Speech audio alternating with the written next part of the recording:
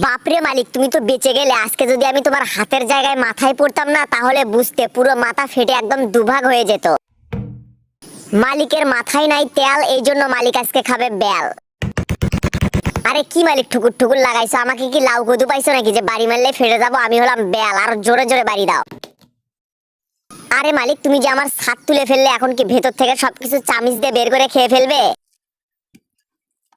আরে আরে মালিক, আমি তো ভর্তা হয়ে যাচ্ছি। তাহলে কি তুমি বেল দিয়ে শরবত বানাবে? এই বাবু, তোমরা ভিডিওতে লাইক করে চ্যানেলটি সাবস্ক্রাইব করে দাও তো।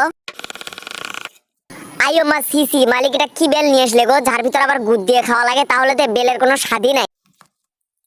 আরে শরবত বানানোর কথা ছিল, কিন্তু এই রাক্ষস লোক তো আমাকে দিয়ে ঘাটি বানিয়ে ফেললো গো। এখন এগুলো কে খাবে? দেখে মনে হচ্ছে শরবত শরবত ভাব চলে আসছে। এখন গ্লাসের ভিতর তুলে এনে পেটের ভিতর ঢুকিয়ে দাও।